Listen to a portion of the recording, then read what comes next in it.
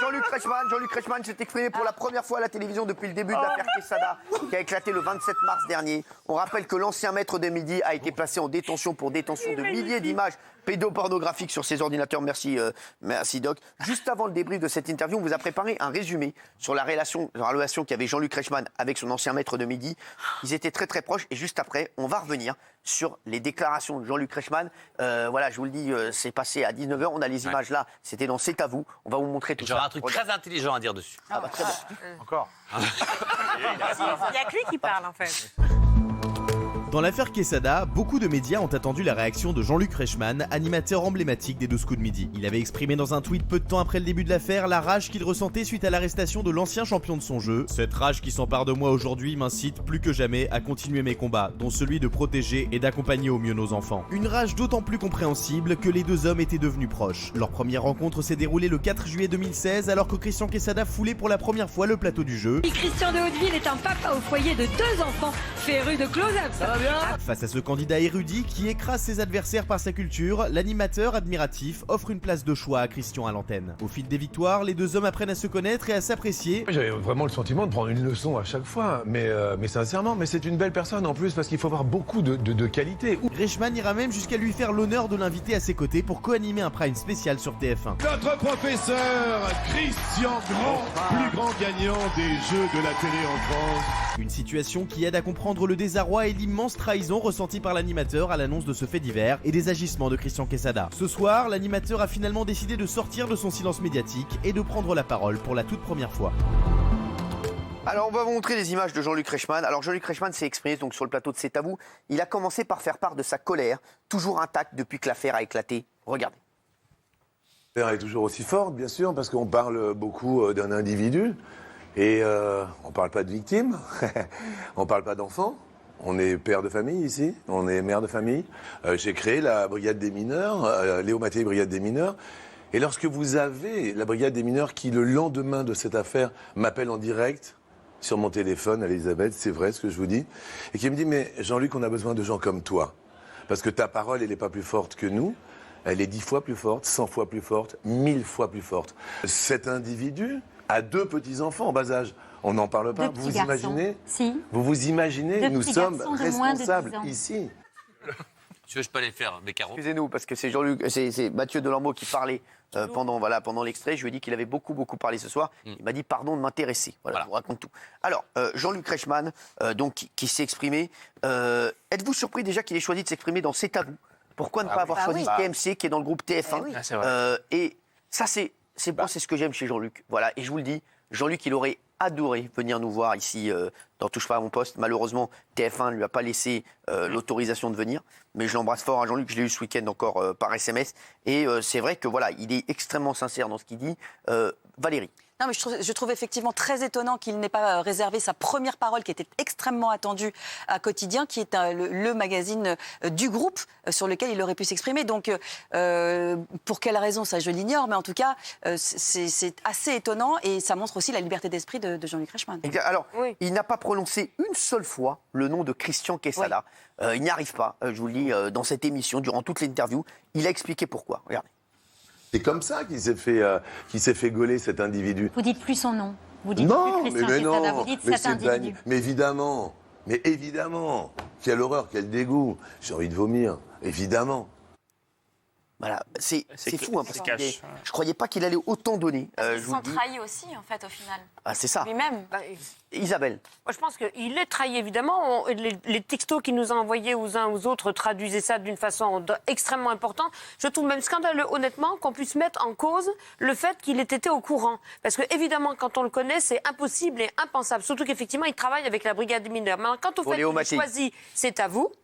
Je pense qu'honnêtement, c'était l'émission. Il avait besoin de l'émission la plus neutre, où il savait qu'il allait pouvoir parler, nous étant un cas à part, qu'il allait pouvoir passer de la façon la plus longue, sans être interrompu. Yann Barthès étant beaucoup plus. Non, mais Yann Barthès beaucoup plus, quoi. méprise le genre de programme de Jean-Luc Reichmann, on peut dire, c'est pas du tout sa came. Donc je pense que, malgré tout, Anne-Elisabeth Lemoine, c'est plus intimiste, c'est plus à l'écoute, il y a plus d'empathie. Et donc je pense que c'est plus logique. Alors. L'animateur de TF1 s'est dit extrêmement blessé et se sent trahi d'avoir autant mis en avant Christian Quesada. C'est ce que vous disiez un instant, regardez. Vous imaginez la Cette blessure? complicité. Vous imaginez, pour moi, la blessure d'avoir mis quelqu'un comme ça en avant, une fierté de se dire, c'est un exemple. C'était un exemple. Chaque Son personne, histoire à l'époque faisait rêver. elle c'est vrai. était extraordinaire. Chaque personne pouvait s'identifier en disant cet homme est au RSA. Il s'est débrouillé tout seul, il a été en 4e, etc. Mais c'était un exemple. Et là, à aujourd'hui, imaginez-vous la prudence, la prévention que nous devons de faire, nous les médias, nous.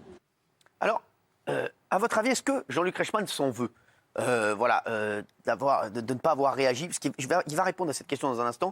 Mais je vous pose la question, Jimmy. Mais il n'a pas à s'en vouloir. C'était pas écrit sur la tête de Quesada qu'il a fait ce qu'il a fait. C'est pas de la faute. Et je suis mal à l'aise qu'on parle plus finalement de Quesada que finalement de la pédophilie, de la pénocriminalité. On fait comme si avant Quesada, il n'y en avait pas. Et qu'après, il n'y en aura pas. Moi, je suis désolé, j'en veux à la justice. La justice qui remet en liberté ces personnes et qui fait qu'on ne prend pas de peine de prison finalement suffisamment ferme ou suffisamment longtemps, qui fait qu'on a des prédateurs. Moi, j'en veux à l'État qui ne sait pas mettre de côté et protéger nos enfants. J'en veux pas à TF1, j'en veux pas à Jean-Luc Reichmann. Il ne faut pas croire une minute qu'il avait conscience qu'il ait pu faire ce genre de choses. Donc, pas de procès d'intention sur Jean-Luc Reichmann, pas de procès d'intention non plus sur TF1, mais remettons-nous en cause et il faut qu'enfin on fasse quelque chose pour lutter réellement contre ça. Alors, justement, durant l'interview, donc Jean-Luc Reichmann a révélé que s'il s'en veut de n'avoir rien décelé chez Christian Quesada pendant tout le temps où il a côtoyé, c'est vrai qu'il s'en voulait un peu. On aura la réaction aussi de Mathieu et de Virginie aussi. Et de Jean-Michel, vous avez d'autres infos. Regarde.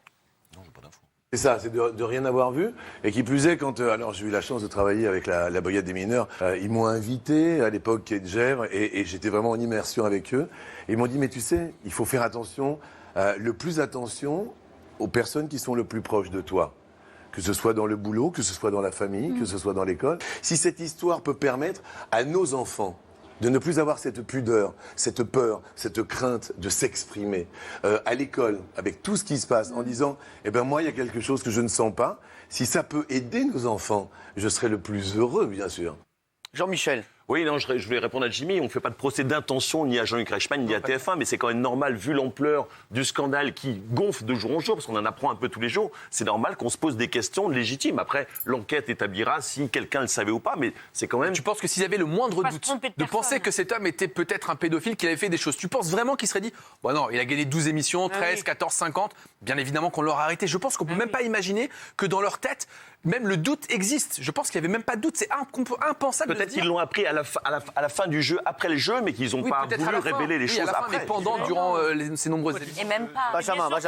Pourquoi tu demandes au candidat de faire le ménage dans ses réseaux sociaux en milieu d'émission? C'est que forcément quelqu'un avait un doute. Alors. Mais tu tombes sous le coup de la loi si tu le dénonces pas dans ces cas-là, vous en êtes où Non, déjà vous dites une bêtise, pardon Jimmy, je te reprends. Alors attends, avant que tu parles, parce qu'il y a Jean-Luc Reichmann qui a avoué ressentir de la culpabilité et il dit qu'il a eu beaucoup de mal à dormir au début de l'affaire. Regarde. Vous éprouvez de la culpabilité, Jean-Luc? Bien sûr, de temps en temps, bien sûr, je culpabilise parce que je me suis dit, comment j'ai pu passer à côté de ça? Évidemment. S'imaginer que je dors bien en ce moment, non, je dors. Là, ça va beaucoup mieux. Pourquoi? Parce que je pense qu'à aujourd'hui, il faut que tout le monde arrête. C'est pour ça que je suis là aussi. C'est qu'il y a une justice en France. Il faut laisser faire la justice. Et nous, que ce soit avec TF1 ou avec Andemol, avec moi-même qui suis animateur là, c'est de prendre toutes les précautions pour que ça n'arrive plus. Ça, c'est sûr.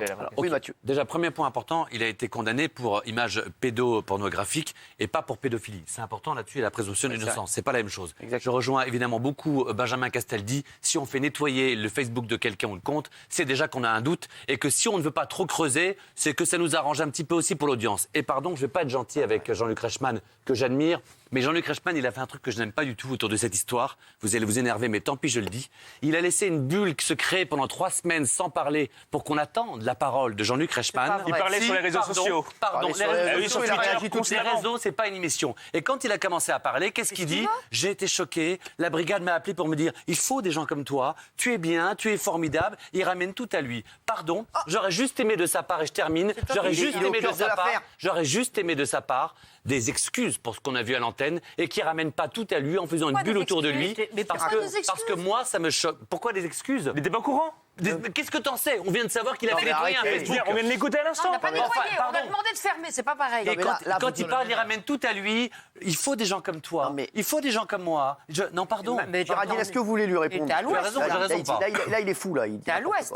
Non, il y a toujours une part de vrai dans ce que dit Merci. Mathieu, parce qu'il y a une sorte de sensibilité très chère. C'est vrai que Jean-Luc Reichmann, on l'a reçu ici, c'est quelqu'un de très talentueux, qui a beaucoup, beaucoup de succès, j'admire énormément, mais c'est vrai qu'il est un peu, moi, myself and I. Donc, pardon, c'est pas un scoop que de le dire. Après, moi, je le trouve extrêmement sincère, je le trouve extrêmement juste dans tout ce qu'il dit, et je trouve que là, pour le coup, ça ne souffre pas la contradiction, et je trouve que c'est vraiment aller chercher la petite bête. Oui, moi aussi, non, mais là, vraiment, je trouve que là... Dans ce cas précis, là. Dans ce cas précis, il est au cœur de l'affaire. On a besoin d'avoir son sentiment, son ressentiment sur cette affaire. Il ne répond pas sur le Facebook nettoyé. Mais arrêtez, mais lui il est même pas au courant. Je pense. Écoutez, c'est sa fraude. Il n'est pas producteur, pas du tout. Non, je pense qu'il est Il n'est pas producteur, c'est Endemol qui produit. Alors, il s'en est pris aussi à tous ceux qui s'expriment aujourd'hui sur l'affaire, en prétendant qu'ils étaient déjà au courant. Et ça, je suis assez d'accord avec lui. Tout le monde arrive là maintenant. Moi, j'étais au courant, fallait parler avant, les mecs. Il a raison, regarde. Aujourd'hui, je crois qu'il y a beaucoup de gens qui parlent, énormément de gens qui parlent. Je me demande qui sont ces gens, pourquoi ils n'ont pas parlé avant? Pourquoi toutes ces personnes qui parlent aujourd'hui, Anne-Elisabeth, ne m'ont pas prévenu, moi Jean-Luc, n'ont pas appelé TF1, n'ont pas appelé la production Endemol en disant, moi, excusez-moi, j'ai déjà eu affaire à cette personne-là, mais voilà, je sens pas l'histoire. Pourquoi ces personnes arrivent 3 ans après? Alors, et on parle également de Patrice Laffont qui avait réagi. Oui. Il a réagi aux déclarations de Patrice Laffont, Jean-Luc Reichmann. Qui lui avait dit cet été qu'il avait été blacklisté des chiffres réels parce qu'il le trouvait sulfureux et que c'était un personnage. Alors, trouver sulfureux et dire il a des milliers d'images pédopornographiques. Ça pousse à faire une enquête. Mais attends, chaque fois que tu veux dire mon voisin il a un sale regard, tu vas commencer une enquête, mais pas quand il est sur 6 millions de TF1. Oui, pas quand il est sur 6 millions. Ton voisin fait 6 millions de téléspectateurs. Je crois pas. Non, je connais son voisin, non. Voilà. Regardez, il a réagi aux propos de Patrice Laffont, regardez. Il m'en parle cet été, pendant qu'on fait une partie de pétanque, il me dit, ce mec, je l'ai jamais senti. Je lui dis, pardon, alors qu'il était plus à Ardennes depuis 1 an et demi, 2 ans. Mais avec des éléments concrets ou Mais pas du tout. C'est-à-dire, voilà, il était blacklisté. Bon, bref, on continue une partie de pétanque, imaginez-vous. Donc voilà, c'est tout ce qui s'est passé. Je me suis effectivement, j'ai été interpellé. Je me suis dit, bon, mais pourquoi maintenant? Alors, dans un instant, je vais vous montrer aussi le dernier extrait. Il a répondu aux rumeurs selon lesquelles la production était au courant. Est-ce que vous voulez réagir à ce que vous voyez parce que vous le découvrez Juste un truc, pardon. Non, moi, c'est pas sur Reichmann. Je suis désolée, je vais être un peu... Mais c'est basique à dire. Mais on va parler des victimes 2 minutes parce que on ne parle pas assez. D'accord. Je suis marraine d'une assoce qui s'appelle Caméléon et d'autres aussi d'ailleurs, qui s'occupent d'enfants qui ont été attouchés, qui ont été violés et qui est aux Philippines. Mais malheureusement, ça existe partout. Et il y a un moment, il faut parler des victimes et leur dire...